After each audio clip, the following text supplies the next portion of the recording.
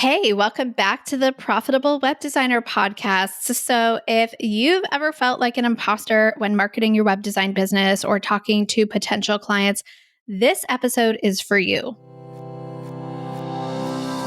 Welcome to the Profitable Web Designer podcast, where we're all about helping extraordinary web designers like you to stop undercharging, over-delivering, and overworking, and finally create the profitable, sustainable, and scalable web design business you've been dreaming of.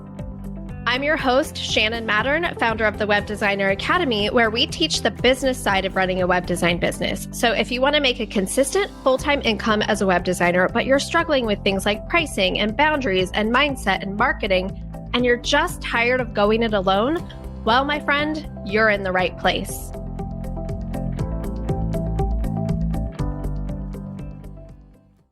So before we dive into this week's episode, did you know that there are 6 sneaky places that web design businesses leak time and money that have nothing to do with your skill set? And if you're anything like the thousands of web design businesses we've analyzed over the years, you probably have at least one of these 6 leaks, if not all of them, no matter how good of a web designer you are. So to find out which of the 6 time and money leaks you are most susceptible to in your web design business and what to do to fix them, all you got to do is take our free web designer personality quiz at webdesigneracademy.com/quiz. You'll find out instantly what leaks you can fix in your web design business so you can start picking up the time and money that you have been leaving on the table. So go to webdesigneracademy.com/quiz to get started. And now back to the show.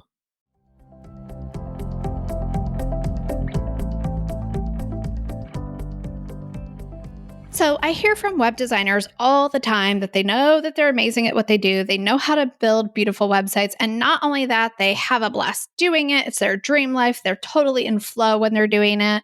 And they would love to just get paid really well to do it all the time. But there is just one little problem.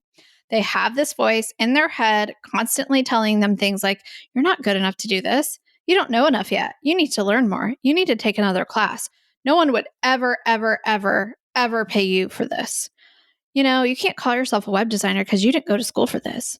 Or you can't call yourself a web designer because you use Squarespace or Wix or whatever, and you don't custom code your websites.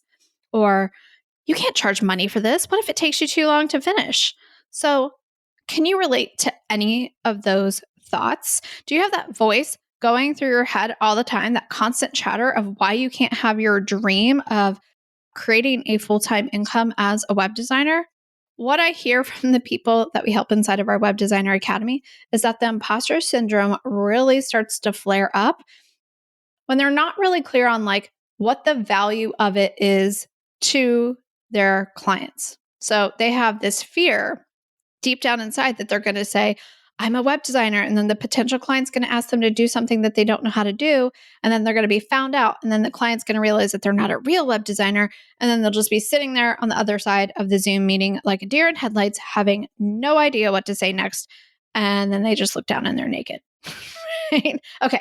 Worst nightmare ever. And I know that's very dramatic, but the imposter syndrome comes from not being clear on why someone would actually pay you that much to work with you, to have you create a revenue generating asset for their business.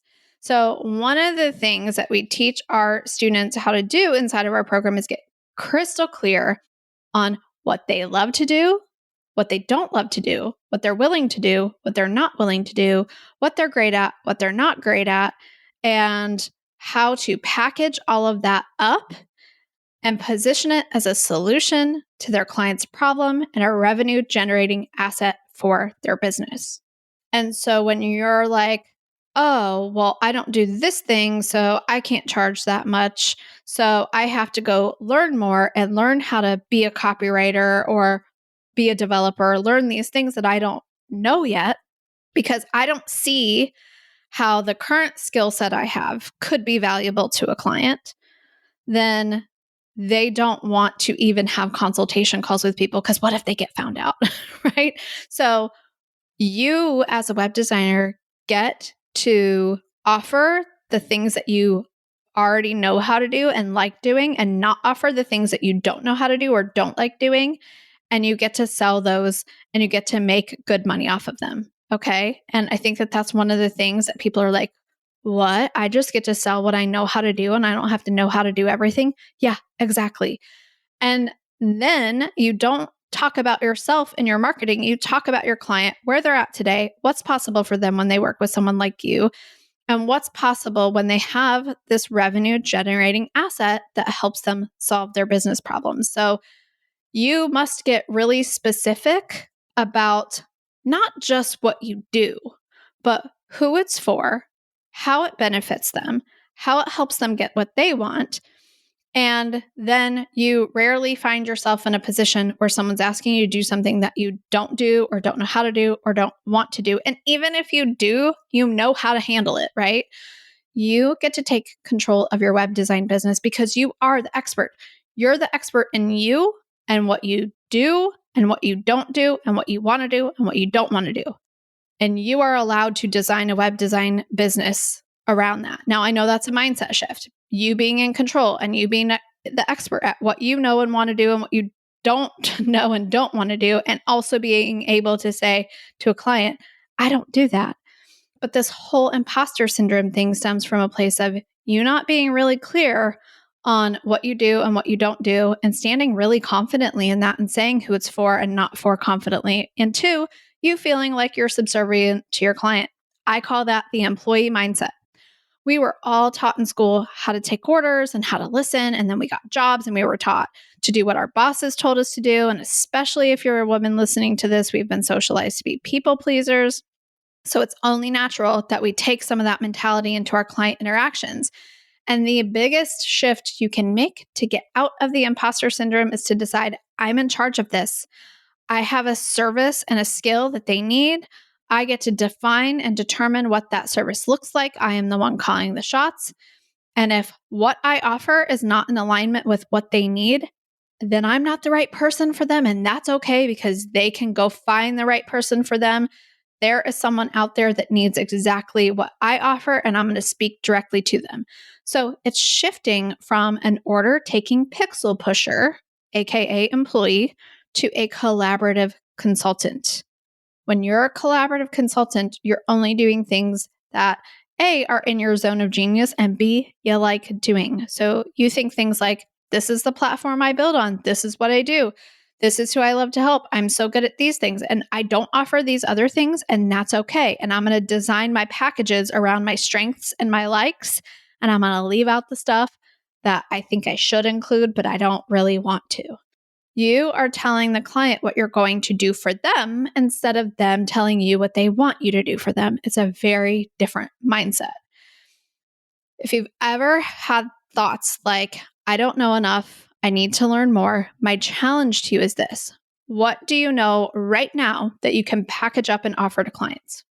And if someone asks you if you could do something that you don't know how to do as a web designer, there are a couple ways you can think about it. You can think that they're not the right match for you as a client, which is totally fine. We have people that are Squarespace designers or WordPress designers, and they'll get a request for like a Shopify store, like a complex retail operation with like wholesale and retail and like a million different products and lots of different functionality and shipping and just all of these things. And like they've never done it before. And so they have the autonomy and the freedom and the ability to say, hey, I'm not the right match for you, which is totally fine. But a lot of times they say, they think, I don't know how to do that. And what if they hire me and I can't figure it out? And it's like, here's the thing. You're smart. You figured out how to do what you do now. You can figure it out if you want to. You could take on the project and subcontract out the parts that you don't know how to do. You could do some research to decide if this is something you even think that you want to do. And you don't have to do it if you don't want to. But it doesn't matter if you've been doing this for 20 years or 2 weeks or 2 months. Like I've said in other podcast episodes, you are going to run into issues with clients that you never anticipated, whether it's the first time you're building on the platform or the 20th. And the most important skill you can cultivate is the skill of just being able to figure it out and being able to communicate with a client about what their possibilities and options are. And that is the biggest skill you get to cultivate, not learning more code or more platforms or more skills. And we always say in the Web Designer Academy, like, hey, why not get paid to figure it out? So you get to be transparent with your clients and you get to say, this project sounds amazing. It's not something I've done before, and I would love to dig in and figure this out. Here is what that could look like. And you let them decide. You let them decide if they want to work with you on that or go find someone that's like, oh, I have 200 years of Shopify experience, right? Learning more when you already know enough or already know how to figure things out, it keeps you from ever just breaking into that next level. If you always think, oh, I just got to learn more first on my own for free before I can book clients like this, I need to sit down and like learn Shopify from start to finish. That's what keeps you from breaking into that next income level. So if imposter syndrome has been holding you back in your web design business, get really clear on what you want to do, what you don't want to do, who you want to do it for, who you don't want to do it for, and the value of it to them beyond, oh, I didn't have a website before and now I have one.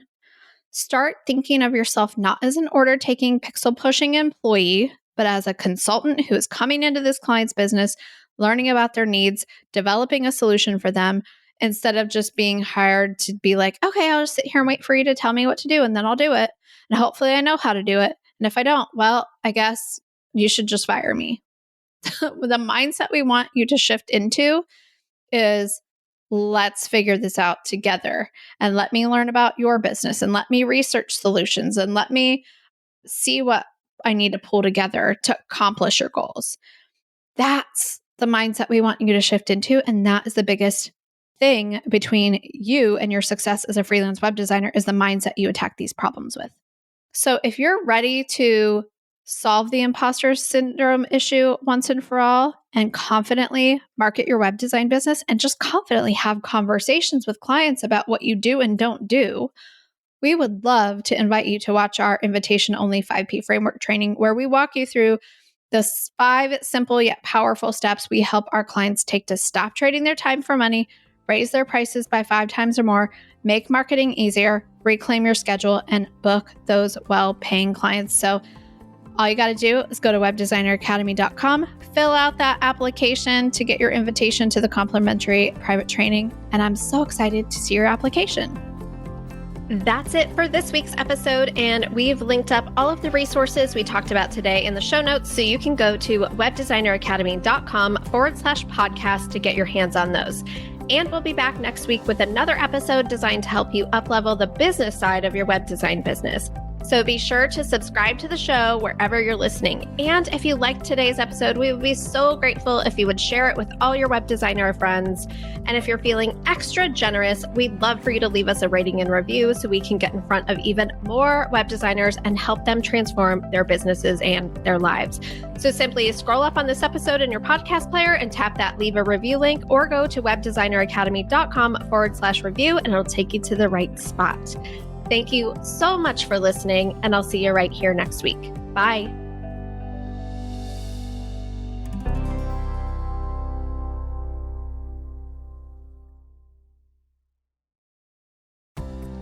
Hey, so are you finally ready for some help to make the next 12 months your most profitable yet? We're currently accepting applications for the Web Designer Academy, and we're so excited to see if you're a good fit to work with us so that we can help you to stop leaving time and money on the table and create a profitable, sustainable, fulfilling web design business that you love. Simply go to webdesigneracademy.com/apply to get all of the details and find out how you can get exclusive access to our advanced training on how to make the next 12 months of your web design business your most profitable yet. I can't wait to see your application. Bye.